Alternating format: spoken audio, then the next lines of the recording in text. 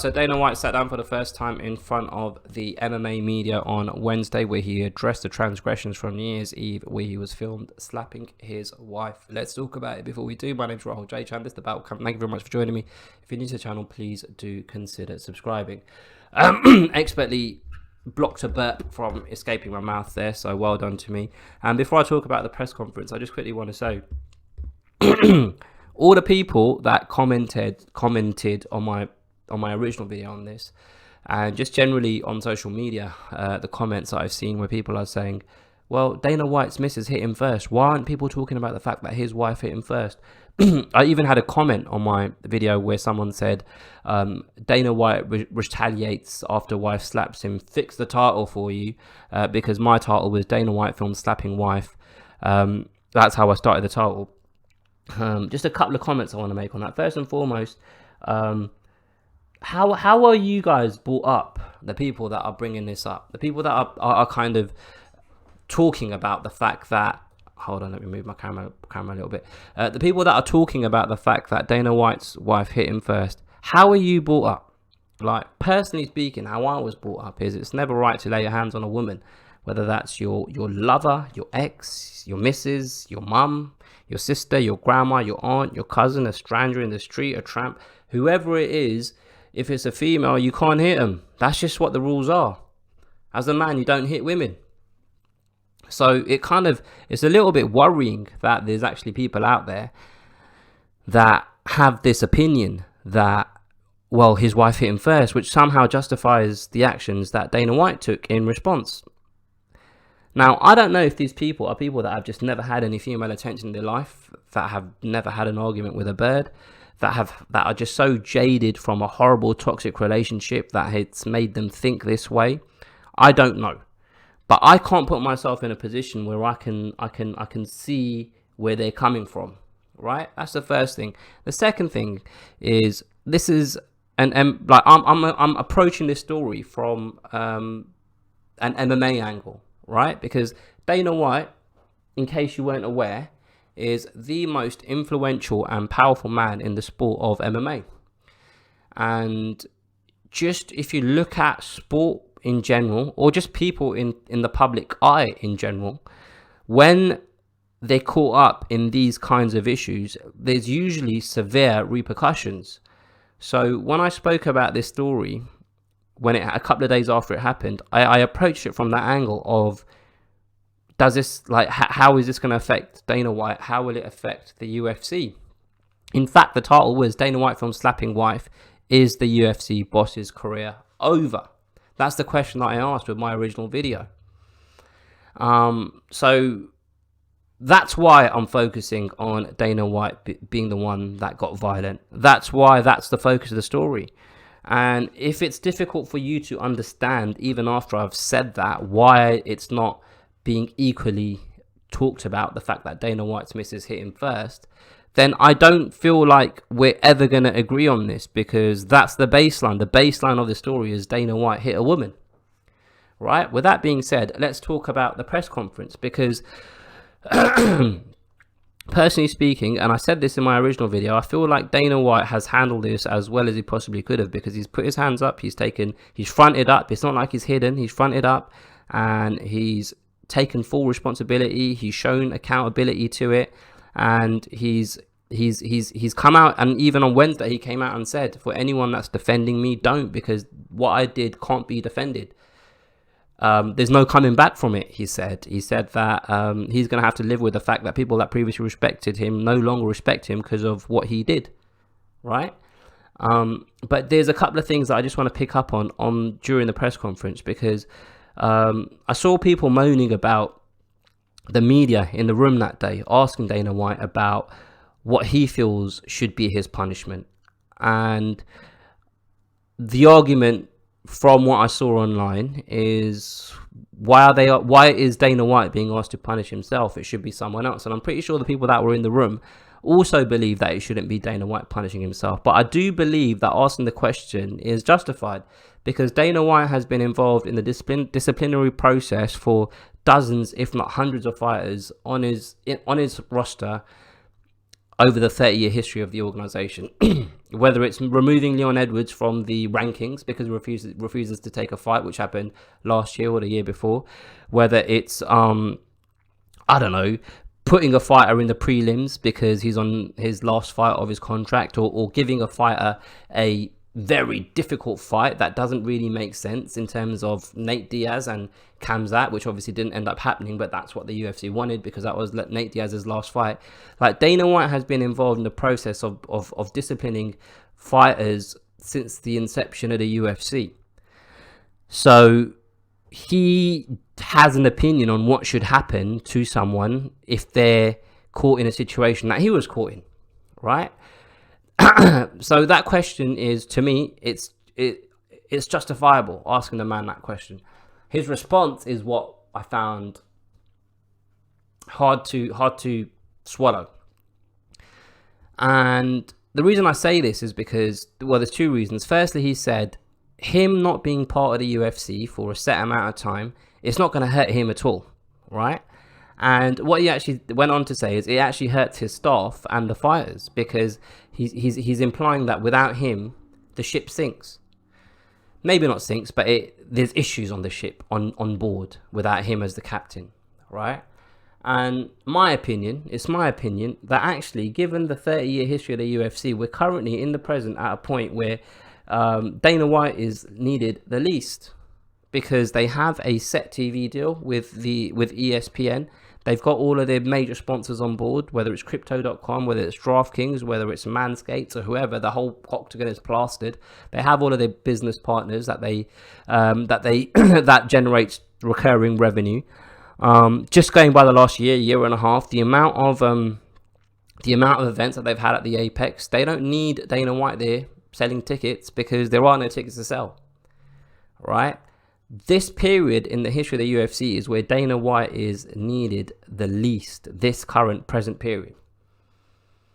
And for him to say he doesn't need to be here, he can go home and chill, that is true. That is true. He can physically go home and chill because he has enough money in the bank. And I appreciate the fact that I believe, and I might be wrong, that when the UFC was sold to Endeavor, part of the deal was to keep Dana White on board because they needed someone that was, that knew how to manage the UFC and carry things on.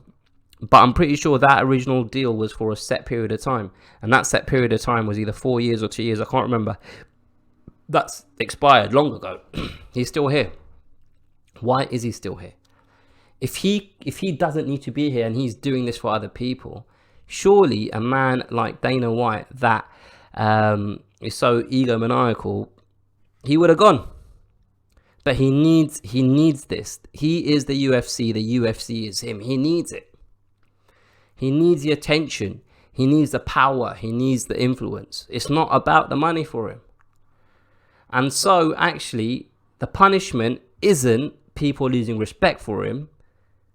That's a consequence of his actions. The punishment would be removing him from doing something that he clearly loves. He put out a video on the first day of the new year, and I don't know whether this was after the slap or before, but I do remember seeing a video on his Instagram saying, "Hey guys, Happy New Year, people. I'm going to fucking crush 2023. So that was based, I assume, that was based on the UFC and his plans for the UFC. So removing him from that equation would be a punishment. There's a reason why it's called Dana White's Contender Series. There's a reason why he was in every single episode ever filmed of Tough. Do you know what I mean? So I don't know, man.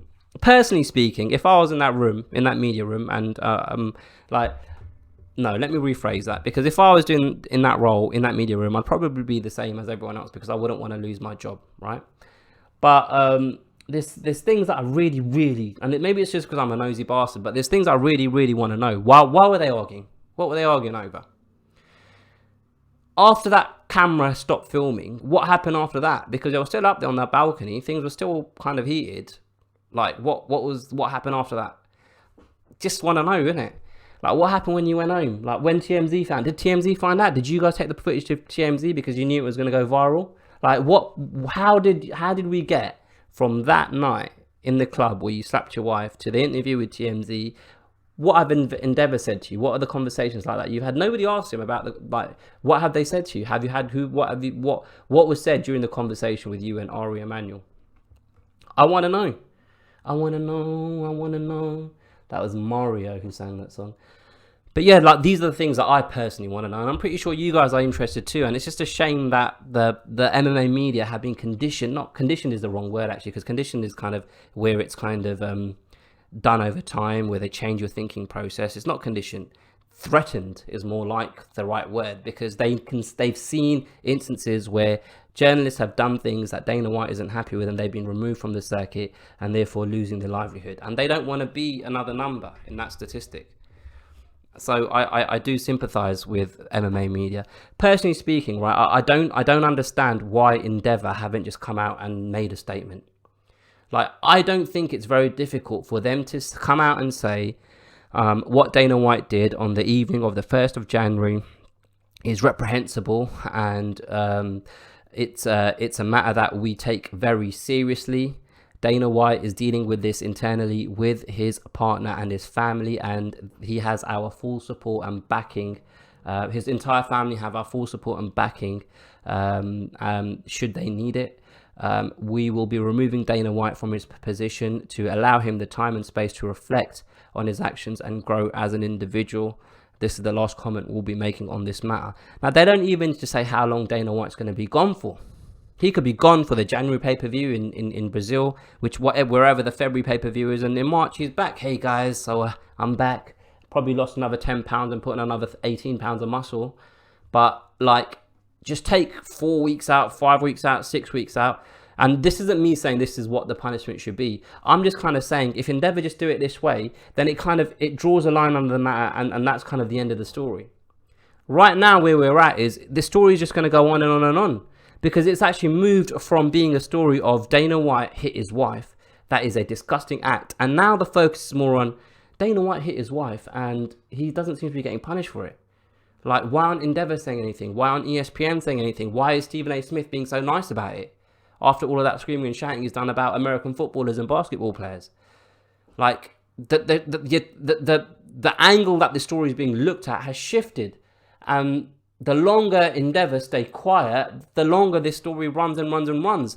Like, Dana White, I assume he's hoping that Wednesday's press conference, from his point of view, that's the last time he'll be asked about it from MMA media.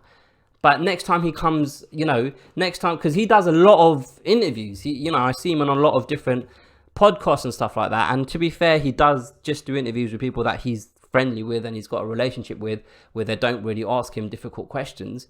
But if he does ever come up in a situation where he's in a position where it's a journalist that doesn't rely on the UFC for content, he's going to be asked a difficult question.